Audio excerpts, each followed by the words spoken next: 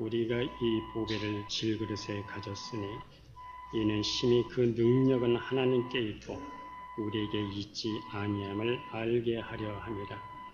우리가 사방으로 우글쌈을 당하여도 쌓이지 아니하며 답답한 일을 당하여도 낙심하지 아니하며 박해를 받아도 버림바 되지 아니하며 거꾸러뜨림을 당하여도 망하지 아니하고 우리가 항상 예수의 죽음을 몸에 짊어지면 예수의 생명이 또한 우리 몸에 나타나게 하려 합니다.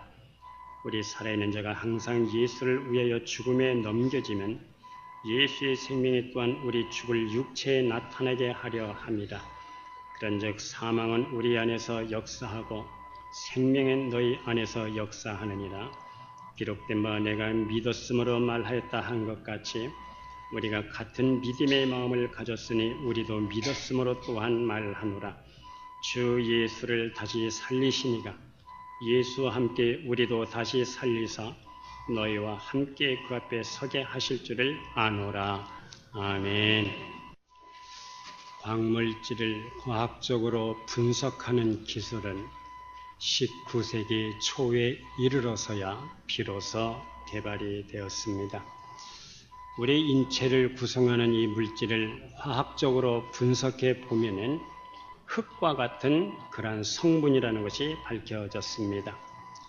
70kg이 나가는 이 사람을 인체를 구성 성분을 분석해 보니까 칼슘이 약 43.3%, 염소가 4.3%, 나트륨이 4.3%, 칼륨이 10.2%, 철이 0.1%, 황이 7.1%, 그리고 마그네슘이 1.4%, 인이 29%가 나왔습니다. 그리고 망간, 규소, 구리 등등이 약간씩 포함이 되어 있었습니다. 이것은 흙의 성분입니다. 우리 인체의 성분과 흙의 성분이 똑같다 하는 겁니다. 만일 사람을 육체적으로만 가치를 따진다면 얼마나 되겠습니까? 우리 몸에 있는 이 기름으로 비누를 한 7개 정도를 만들 수가 있습니다. 그리고 우리 인체 안에 있는 이 철을 가지고 대못 하나 정도를 만들 수가 있다고 합니다. 그리고 인으로 성냥개비 약 2,000개 정도를 만들 수가 있고, 그리고 사람을 괴롭히는 벼룩을 제거할 수 있는 황을 어느 정도 가지고 있다고 합니다. 그래서 우리 몸에서 나오는 이 광물질을 돈으로 계산하면은 약 한 4달러 정도. 그러니까 우리 하나로 계산하면은 5,000원도 못 나가는 겁니다. 이렇게 인간을 물질적으로만 요소로만 계산한다면 속값이나 돼지값에도 이건 미치지 못하는 값입니다. 오늘 우리가 본문에서 인간이란 무엇인가 할 때에 하나의 질그릇과 같다. 인간은 하나의 흙덩어리다 하는 겁니다. 창세기에서 가르쳐 주신 대로 인간은 흙으로부터 나왔어. 흙으로 나는 것을 먹고 살다가 그리고 마침내는 흙으로 돌아가게 됩니다. 그래서 창세기 3장 19절에서 너는 흙이니 흙으로 돌아갈 것이라고 말씀합니다. 사람이 흙으로 만들어졌기 때문에 이 본래 색깔이 인간은 흑색깔입니다. 제가 선한교회 처음 왔을 때 어느 권사님, 목사님 얼굴 좀 하얗게 만들 수 없을까요? 와이에 그랬더니 이 벽돌색하고 얼굴 색깔하고 똑같아서 얼굴이 구별이 안 된다는 겁니다. 지금 생각해 보니까 제 얼굴이 표준 색깔입니다. 왜냐면 흙에서 나왔기 때문에 흙 색깔하고 똑같지 않습니까? 흙에서 나왔으니 흙 색깔하고 얼굴이 똑같아야 되는데 저보다 여기 보니까 얼굴이 밝은 분들이, 흰 분들이 있어요. 표준 색깔이 아닙니다. 그건 아주 표준에 못 미치는 색깔인 거예요. 그러면 왜 오늘 본문을 사람을 가리켜서 금그릇도 아니고 은그릇도 아니고 질그릇이라고 하느냐 하는 겁니다. 그것은 흙덩어리다 하는 겁니다. 흙으로 만들어졌기 때문에 흙으로 돌아가게 됩니다. 그래서 깨어지기 쉽고 상처나기 쉽고 그래서 약합니다. 그릇 중에서도 가장 싸구려 그릇이 바로 질그릇입니다. 약하기 때문에, 잘 깨지기 때문에 별로 가치가 없다 하는 그런 뜻입니다.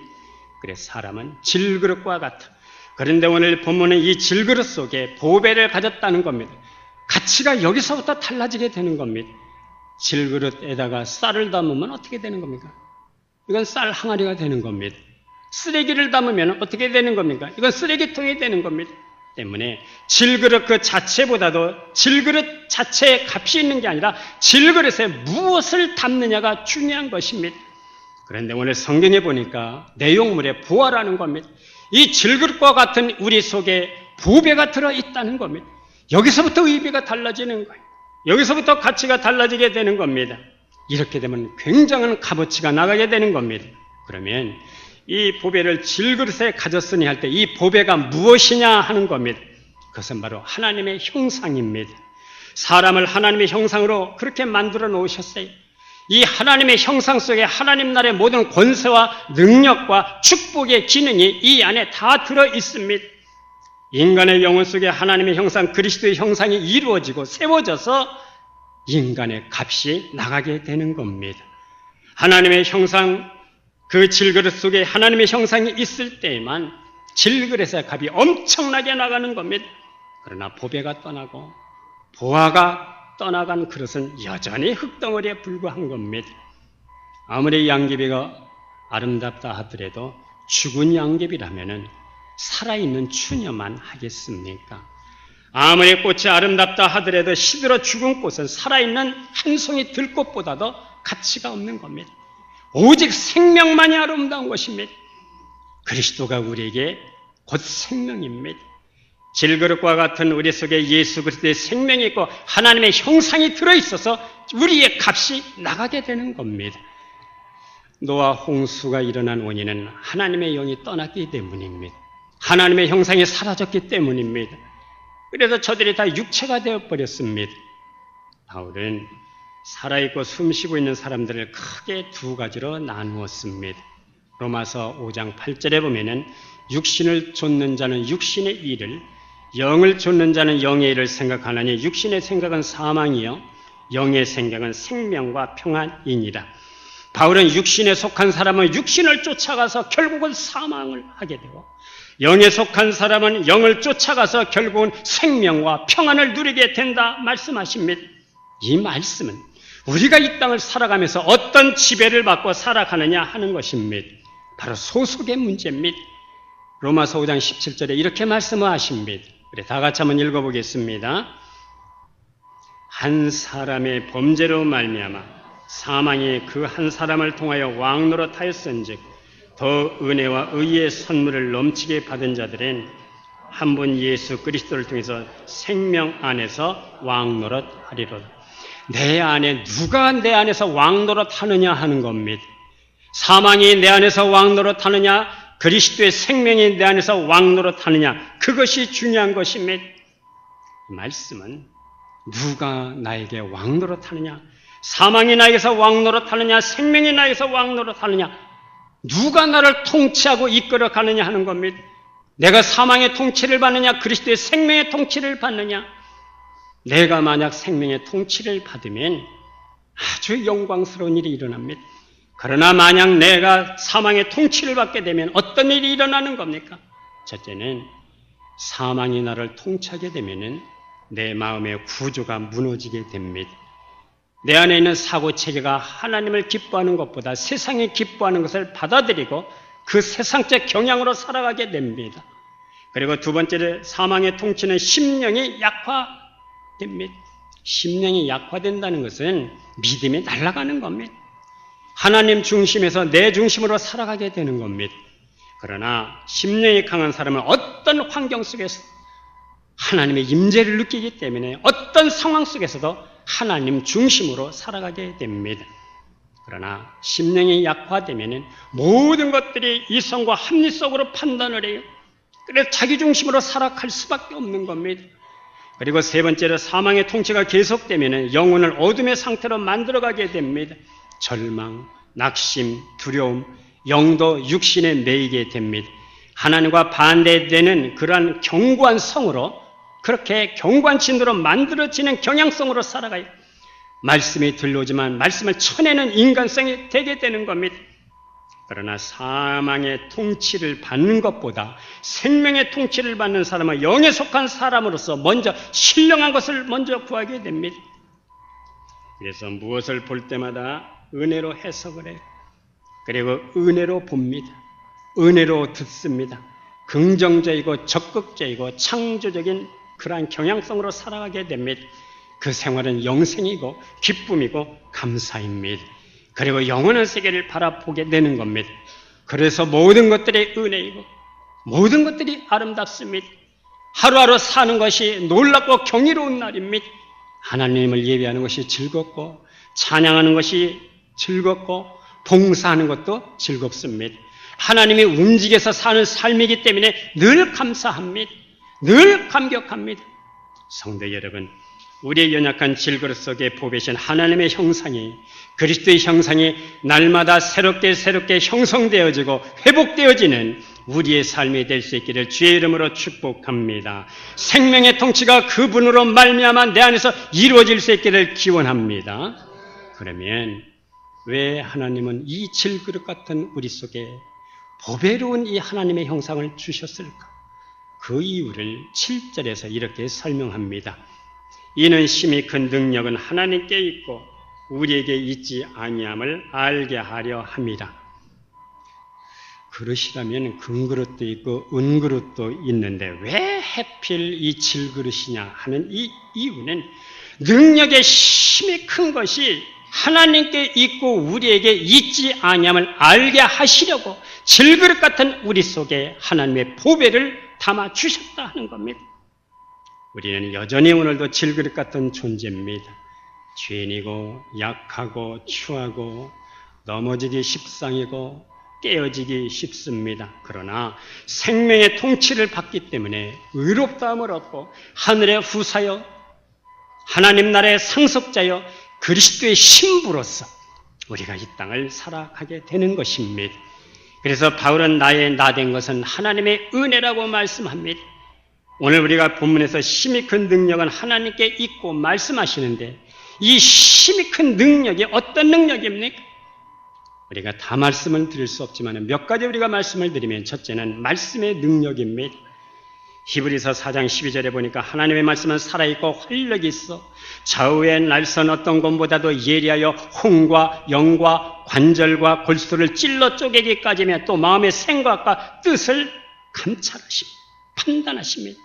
살아있는 하나님의 말씀, 운동력 있는 말씀, 그 말씀이 우리의 혼과 영과 관절을 찔러 쪼개기까지는 그 능력 있는 말씀, 그 능력의 말씀이 문제 해결입니다. 하나님의 말씀만이 우리에게 구원의 길을 인도할 수 있는 능력입니다.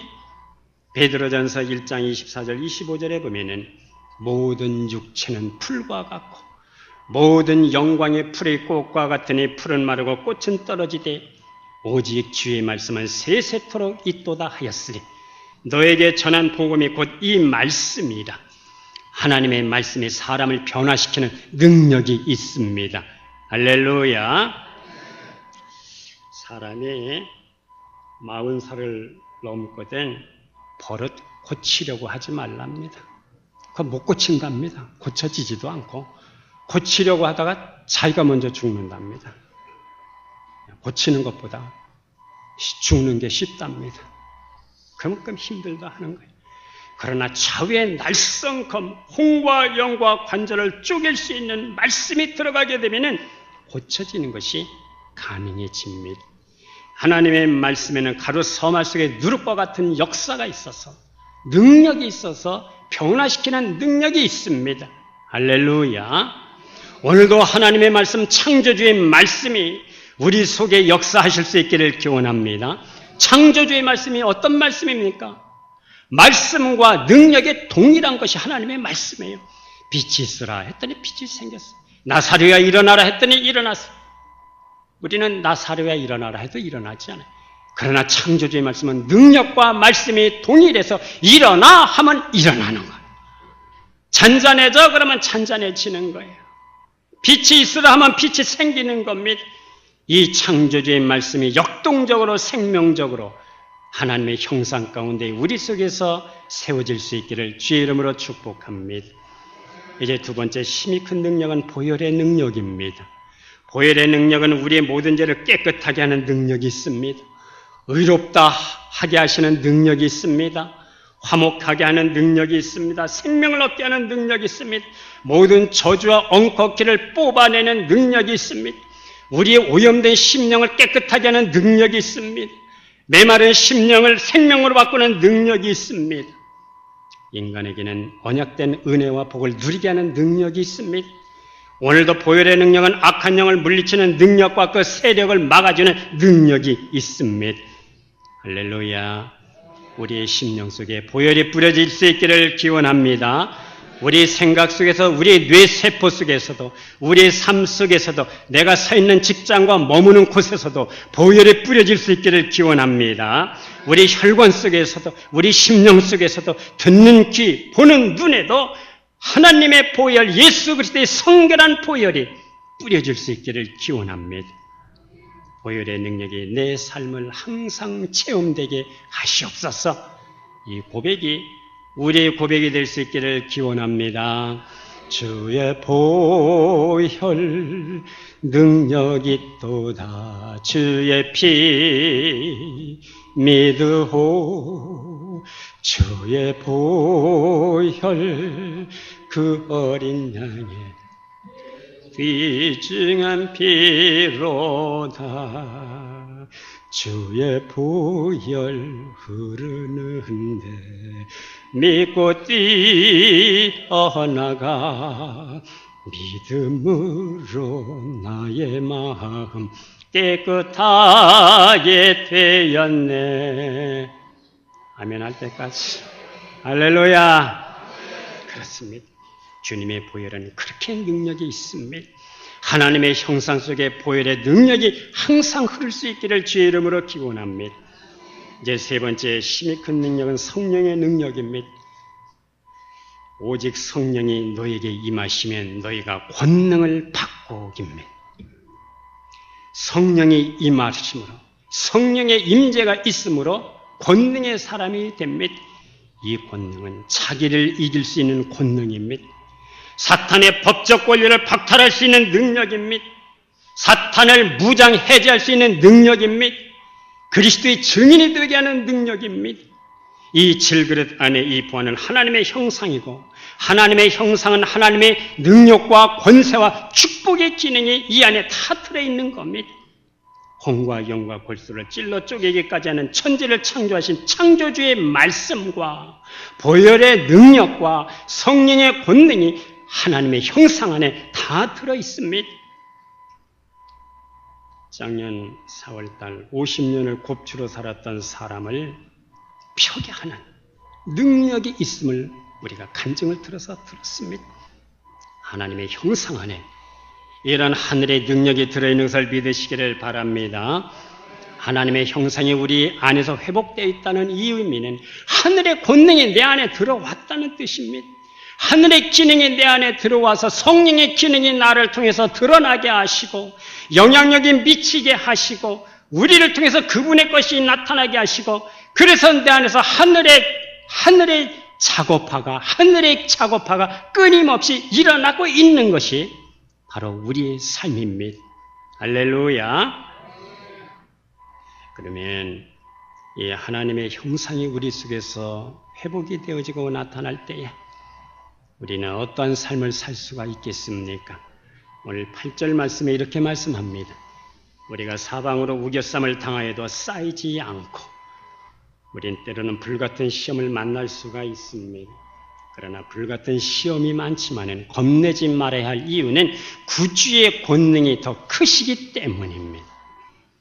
다니엘은 왕위의 다른 신을 섬기면 사자굴에 던져 넣는다는 법령을 듣고도 그가 평소에 하던 대로 집으로 돌아가 예루살렘을 향한 창문을 하루에 3번씩 열어놓고 그렇게 무릎을 꿇고 기도를 드렸습니다. 하나님은 오늘 이 시대에도 그런 사람을 찾고 계십니다. 그들은 원수에게서 우겨쌈을 당했지만 결코 쌓이지 않았습니다. 왜? 하나님의 전능의 손길이 그를 붙들고 계셨기 때문입니다. 하나님은 오늘 이 시대에도 그런 사람이 있는가 우리를 찾고 계시는 겁니다. 성도 여러분, 금보다 귀한 믿음은 참 보배가 됩니다. 이 진리 믿는 사람들 다 복을 받습니다. 우리 찬송가 잘 부르지요. 금보다 귀한 믿음은 참복의 때도다. 이 진리 믿는 사람들 다 복을 받겠네. 불같은 시험 많으나 겁내지 맙시다. 구주의 권능 크시니 이기고 남겠네. 우리가 사방에 우겨쌈을 당해도 하나님을 사랑하는 자, 그 뜻대로 부르심을 입은 사람들에게선 모든 것이 합력하여 선을 이루게 됩니다. 누가 우리를 그리스도의 사랑에서 끊으리요? 환난이나 공고나 박해나 핍박이나 기근이나 적신이나 우염이나 칼이랴. 우리가 종일 주를 위하여 죽음을 당하게 되며 도살할 양같이 여김을 받았다 할지라도 우리를 사랑하시는 이로 말미암아 우리가 넉넉히 이기느니라. 우리는 넉넉히 이깁니다. 왜? 이기신 그분이 내 안에 계시기 때문입니다. 내가 확신하느니 사망이나 생명이나 천사들이나 권세자들이나 현재일이나 장래일이나 능력이나 높음이나 기쁨이나 아무 다른 피조물이라도 우리를 그리스도 예수 안에 있는 하나님의 사랑에서 끊을 수 없느니라. 그리스도의 사랑에서 우리를 끊어낼 수 있는 피조물이 이 세상에는 아무것도 없습니다. 할렐루야. 이제 두 번째, 보배를 질그릇에 가진 자는 답답한 일을 당하여도 낙심하지 않습니다. 우리는 이 땅을 살아가면서 답답한 일을 얼마나 많이 경험하게 됩니까? 그러나 결코 낙심하지 않는 이유는 그분의 능력을 우리가 신뢰하기 때문입니다. 할 수 있거든요. 무슨 말이야? 믿는 자에게는 능치 못할 일이 없어.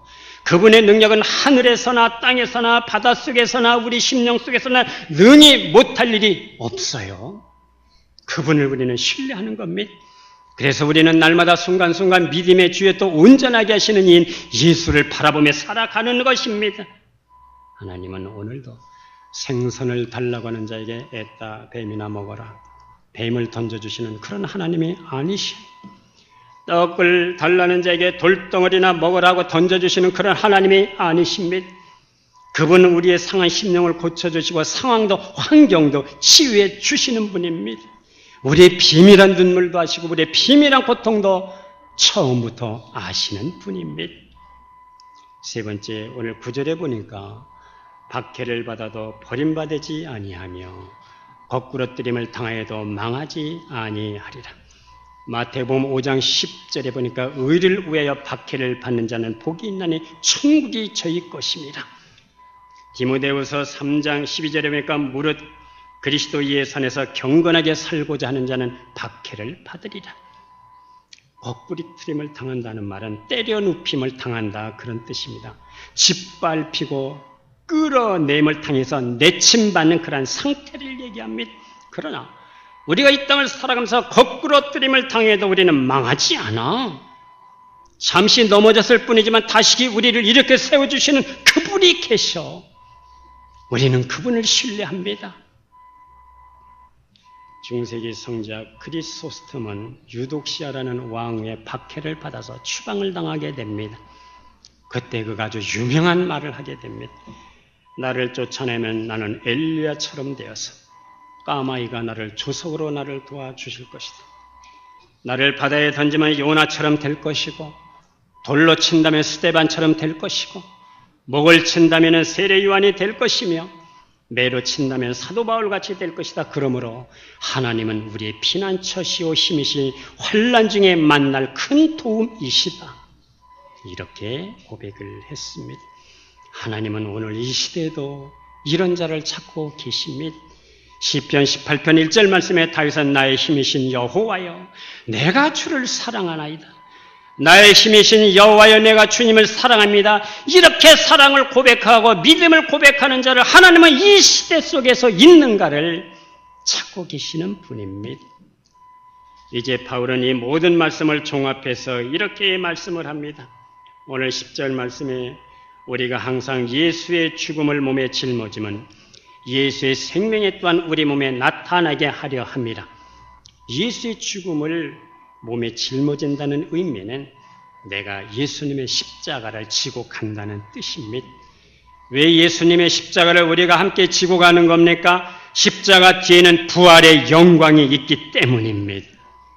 예수님을 믿는다는 것은 2000년 전에 예수님께서 죽으신 그 역사적 사건이 시와 공간을 뛰어넘어서 오늘 이 자리에서 현실화되어서 예수님이 십자가에서 죽으실 때 나도 함께 그분과 함께 십자가에 못 박혀 죽는 겁니다. 갈라디아서 2장 20절에 보면은 바울은 내가 예수 그리스도와 함께 십자가에 못 박혔다고 말합니다. 그래서 못 박혔다고 하는 이 의미는 한 번만 못 박혔다는 뜻이 아니고 지속적으로 계속해서 못을 박힌다는 그런 뜻입니다. 우리 찬양대만 따라서 해볼까요? 매일 십자가에 못 박혀야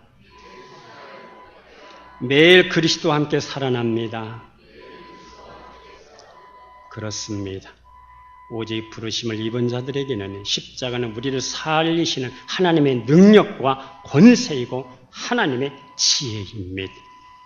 우리에게 구원을 주시는 유일한 길, 그 길은 내가 십자가에 함께 그리스도와 함께 못 박히는 겁니다. 혼자 죽는 것은 아무런 의미가 없어요. 다른 데서 죽는 것도 의미가 없어요. 장소는 십자가이고 그리스도와 함께 죽는 겁니다. 할렐루야. 우리의 육신이라고 하는 것은 죄를 끌어당기는 본능이 있습니다.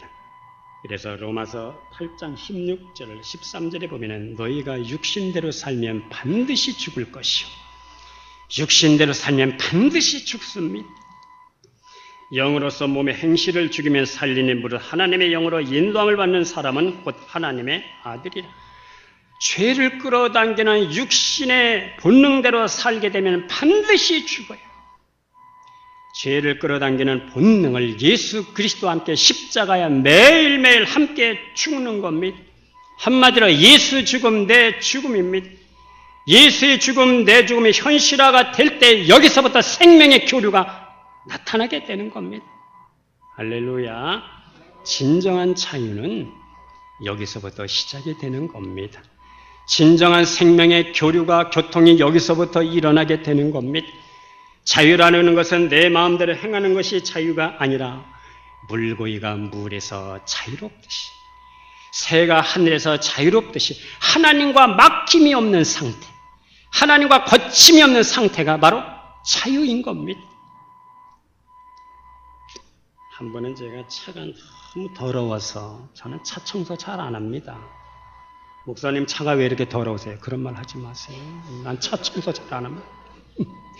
그런데 하도 더러워서 안팎에도 더러워서 큰 맘 먹고 손세차장으로 갔어요. 그래서 제가 비누칠 해가면서 걸레로 이제 세차를 깨끗하게 했습니다. 안팎으로 깨끗하게 한 다음에 동네 나무 그늘 아래다가 주차를 해 놓았습니다. 잠시 후에 나가보니까 새들이 나무에 앉아서 볼일을 얼마나 많이 봐놨는지 한두 마리가 아닙니다. 수십 마리가 앉아서 볼일을 얼마나 그렇게 많이 봐놨는지 완전히 우물이 다 돼버렸어요. 우물 아주 뒤덮였습니다. 그래가 하늘을 쳐다보면서 이놈의 자식들 내 손에 한번 잡히기만 해봐라 했더니 우리 아들이 그 모습을 보고 배를 잡고 웃습니다. 하늘에 거침이 없는 이 자유로운 존재들을 내가 맨손으로 무슨 수로 잡습니까? 자신의 생각과 방식, 행함이 하나님과 거침이 없는 상태, 하나님과 거침이 없고 걸림돌이 없는 이 상태, 바로 이것이 자유인 겁니다. 하나님과 거침없는 관계가 될 때 생명의 교류가 일어나게 됩니다. 생명이 역동적으로 역사하게 되는 겁니다. 할렐루야. 오늘 14절에 하나님께서 결론으로 이렇게 말씀을 하십니다. 우리 다 같이 한번 읽어볼까요? 주 예수를 다시 살리시니라. 예수와 함께 우리도 다시 살리시라. 너희와 함께 그 앞에 서게 하실 줄을 아노라. 아멘. 예수님과 함께 십자가의 죽으심과 연합될 때에 죽음에도 연합될 때에 부활에도 연합되어서 우리가 함께 너희와 함께 그날에 서게 할 것이라는 이 확신, 이 믿음이 있어야 된다는 겁니다. 십자가에서 날마다 죽는 사건을 경험한 자가 예수님의 생명의 부활의 생명이 내 안에서 번성을 해서 역동적으로 살게 된다는 말씀입니다. 죽은 자를 다시 살리신 부활의 권능이 내 안에 들어오니까 그분의 생명이, 그 권능이 내게도 역사하여 그분의 영광이 드러나고 그분의 영향력이 다른 사람들에게 미쳐지고 변화되고 현실적이고 실제적인 것들을 우리가 경험하게 되는 것입니다. 그래서 우리는 창조의 목적대로 우리가 이 땅을 살아갈 수가 있게 되는 것입니다. 오늘도 내 안에서 꿈틀거리고 일어나는 혈과 육, 때로는 보는 것 때문에, 때로는 들리는 것 때문에 내 안에 들어오는 이 모든 것들을 순간순간 십자가에 못 박히는 우리의 삶이 될 수 있기를 기원합니다. 운전을 하다 보면은 가끔씩 깜짝깜짝 놀랄 때가 있어요. 어느 분이 제 차선을 따라 쭉 가고 있는데 갑자기 옆에서 확 끼어들 때가 있습니다. 근데 요즘에 그 보복 운전하면 어떻게 됩니까? 그거 잡혀가게 돼 있습니다. 요즘에 벌금 물게 돼 있어요. 근데 저는 옛날에 보복 운전 많이 했습니다. 뭐 깜빡이 켜고 상라이트 끼고 야이 자스가 뭐 한 번은 우리 권사님하고 신망을 하는데 누가 또 갑자기 끼어들어요. 모르는 척하고 그냥 가요. 저 같으면 손을 흔들고 갑니다. 미안합니다. 이렇게 가요. 어떤 사람은 끝까지 노려보는 사람도 있어요. 그럼 내가 한 번 더 손을 더 흔듭니다. 그럼 모르는 척하고 가시는 분도 있어요. 팍 끼어드는데 급브레이크를 잡습니다. 그러니까 우리 권사님이 목사님은 욕을 안 하시네요. 우리 같으면 벌써 욕했을 텐데 욕을 안 하시네요. 속으로 내가 대답을 합니다. 목사는 속으로 말을 잘합니다. 천만의 말씀. 벌써 욕했다. 속으로.